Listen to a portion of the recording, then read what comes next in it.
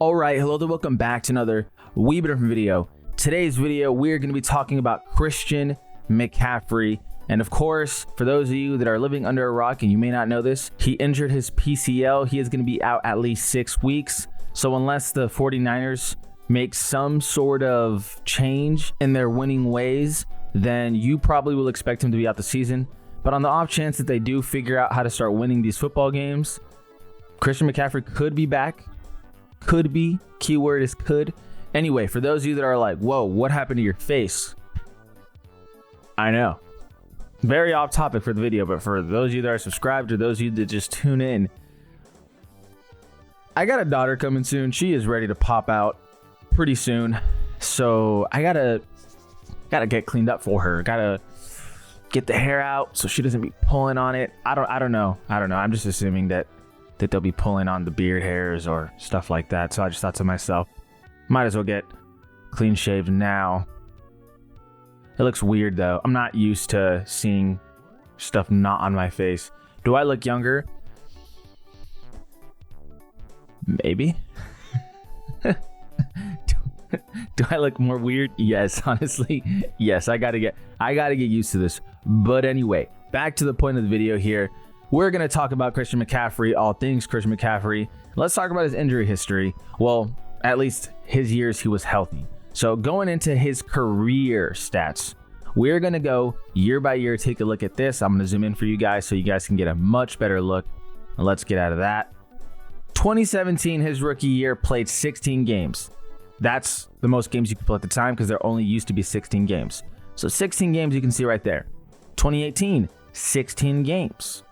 2019, 16 games. And as you can see in 2018, 2019, rushing yards, 1,098. 2019 rushing yards, 1,387. Receiving yards, bro averaged 1,000 and 1,000. Sorry, he didn't average. He literally got 1,000 receiving yards and 1,000 rushing yards in the year of 2019. Then came 2020. Only 3 games played. Don't remember the injury, but of course he was out for the majority of the season. 2021, this is the year he only played 7 games. Now, he was still really good when he was healthy, but man, you could see 2 years back to back, just really rough. And then here we have 2022, where he played all 17 games when he got to San Francisco in 11 games. 746 rushing yards, 464 passing yards. He had a phenomenal finish for San Francisco. And then 2023, he has a fantastic year. 2,000 total yards from scrimmage, 16 games played, missed 1 game. I don't know if it was for rest or for what reason, but he did miss 1 game, but 14 touchdowns on the ground. From the air, what was it? How many touchdowns did he have from the air? Okay, and he had 7 receiving touchdowns, which makes a total of 21 touchdowns in 16 games. He was absolutely amazing. And then comes the start of this year where he's injured and people are like, oh no, why is he in Germany? Well, rumor came out, and I don't know if this is a fact or not. I don't know if anyone's actually addressed this outside of reporters and the media. But supposedly, Christian McCaffrey has Achilles tendonitis. For those of you that don't know what that is, if you're like me, I don't even know what that is. Achilles tendonitis is a painful condition that occurs when the Achilles tendon becomes inflamed and swollen. The Achilles tendon is a thick band of tissue that connects the calf muscles to the heel bone. It's used for walking, running, and jumping. Now, if he has this, obviously his injury concerns are much more than just a sprained ankle where, okay, you got to leave it alone for 6 weeks or 8 weeks, depending on the severity, but you should be fine when you come back.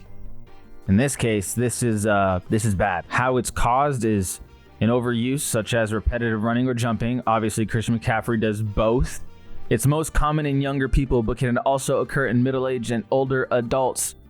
Most cases can be treated with the rice. If you guys don't know, basically the most basic of basic treatments, rest, ice compression, and elevation. It's what you should do at home if you have hurt some part of your body, at least anywhere in the legs that I can think of.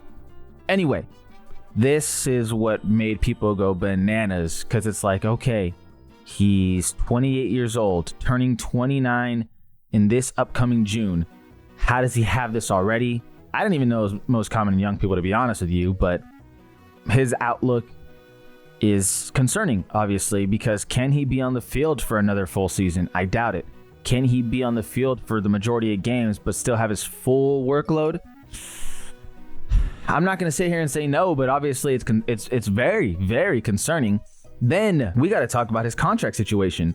So next year, his contract is guaranteed 2025. But after that, he is no longer going to have guarantees. So for those of you that don't remember, the Niners actually did extend Christian McCaffrey before the season started for another 2 years. So he's with them until after the 2027 season. So from this year till the 2027 season, and then he's a free agent in 2028. That is how long they have Christian McCaffrey. But again, what needs to be talked about is, what do you do about the workload? Jordan Mason, for one, is the backup running back. People could say, well, maybe next year Jordan Mason takes some of the load off of Christian McCaffrey. Well, the problem with Jordan Mason is that he's going to be a restricted free agent, and it would cost the 49ers $5 million to pay him on the restricted qualifying offer. So then you can have the question, okay, Isaac Gurendo, he's the rookie this year. Maybe he picks it up next year and takes some of the load off of Christian McCaffrey.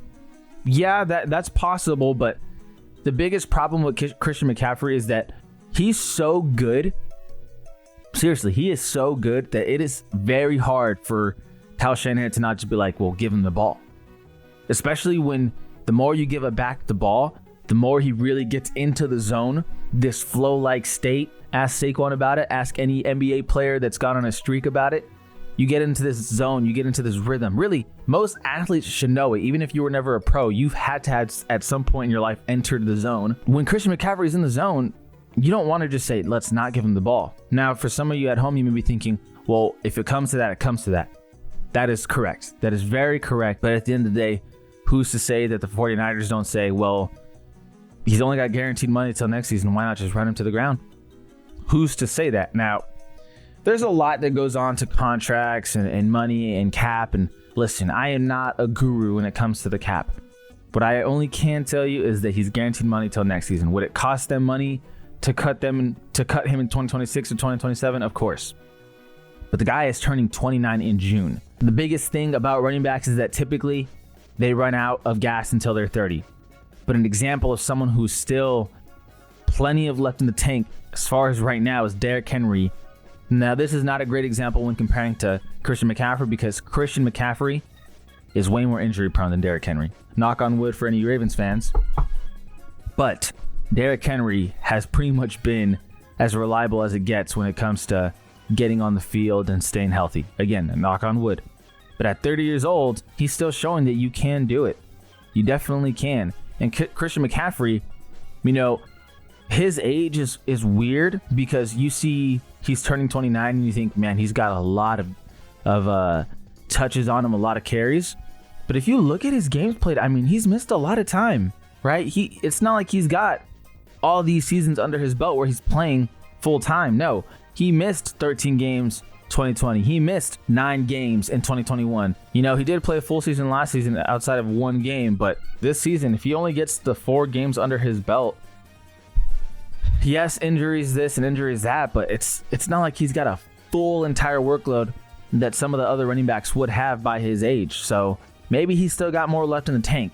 His biggest thing is just get healthy and hope that nothing more happens to him, because this is a player that is absolutely capable of changing the game. And the 49ers without him have been absolutely, I don't want to say bad, but they've been disappointing, to say the very least. You can point the finger at Brock Purdy, Debo, Brandon Ayuk tearing his ACL.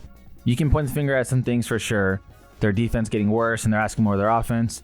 But there is no doubt, zero doubt, that Christian McCaffrey absolutely changes the game. And a running back in general that's really good changes the game. Think about how much better the Eagles have gone with Saquon Barkley. You could say, hey, but they did this on defense. And yes, they did get better defensively. But offensively, they are in so much more control. They are able to manage the game significantly better. Saquon at any given point can run a 70-yard touchdown.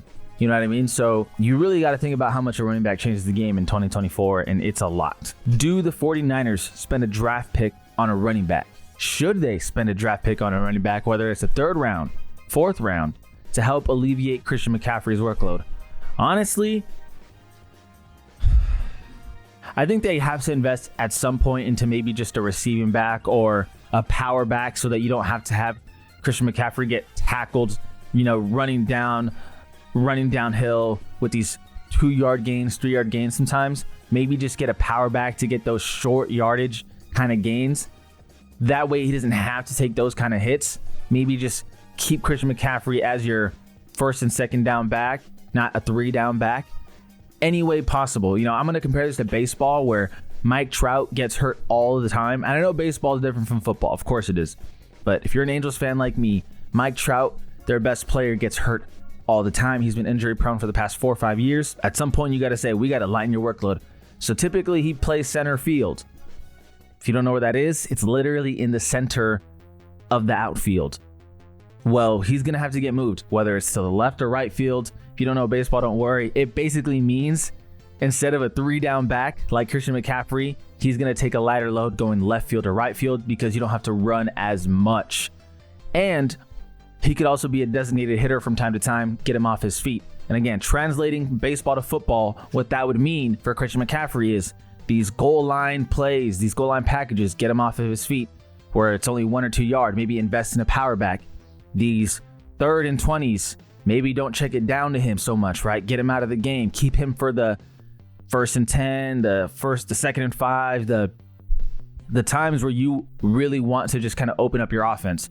But on the obvious passing situations or in the obvious running situations, maybe invest in a power back and then rely on maybe Isaac, your rookie right now, to do some of the other stuff. Just help him get off of his feet because this guy's got to be healthy. He has got to be healthy.